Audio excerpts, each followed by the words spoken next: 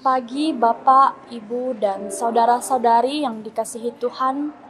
Mari kita mengawali hari kerja dan aktivitas kita dengan bersama-sama merenungkan firman Tuhan yang telah dipersiapkan oleh Pendeta Vialinande Fabiola MSI.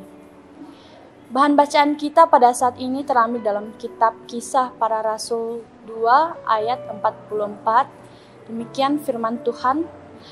Dan semua orang yang telah menjadi percaya tetap bersatu, dan segala kepunyaan mereka adalah kepunyaan bersama. Judul renungan kita pada saat ini adalah hidup dalam kesatuan yang teguh. Ada pepatah yang tidak asing di telinga kita, yaitu bersatu kita teguh, bercerai kita runtuh.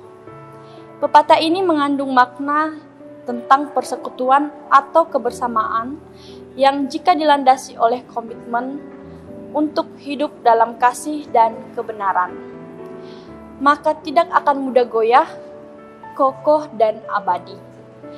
Pengalaman tentang perjalanan penginjilan yang dilakukan oleh para rasul memberikan sebuah pengajaran yang berharga bagi kita bagaimana cara hidup jemaat mula-mula mempertahankan persekutuan sehingga dapat tetap dalam keadaan kokoh serta bersatu di tengah badai persoalan yang mereka hadapi. Salah satu yang dilakukan oleh mereka dengan menyatakan sebuah komitmen bersama dalam hal memberi.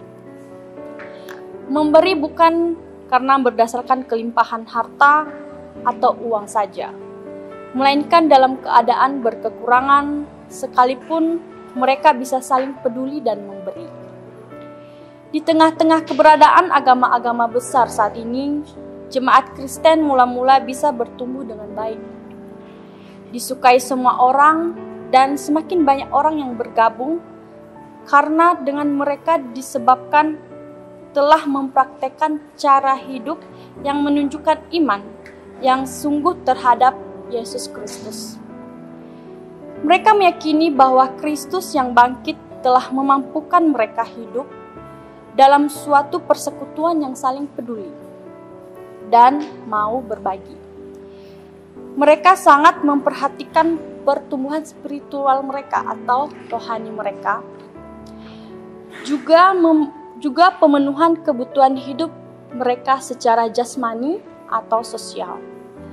Antara lain dalam hal ini adalah bertekun dalam persekutuan, doa, pengajaran, sakramen, bahkan dalam kebersamaan serta kesatuan mereka. Melalui segala harta benda milik kepunyaan mereka dibagi-bagikan kepada sesama sesuai dengan keperluan masing-masing. Apakah mudah untuk berbagi dan memberi di zaman sekarang?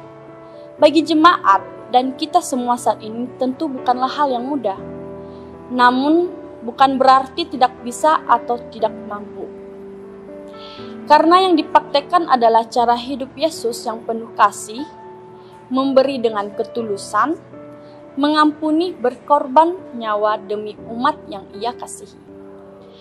Menjadi komunitas yang bersatu, peduli dan mau berbagi menjadi sebuah tantangan bagi kita semua umat Kristus. Kenapa? Karena dengan melakukan hal-hal itu merupakan karunia Roh Kudus sekaligus wujud tanggung jawab kita mengikuti serta melanjutkan jejak pelayanan Tuhan kita Yesus Kristus.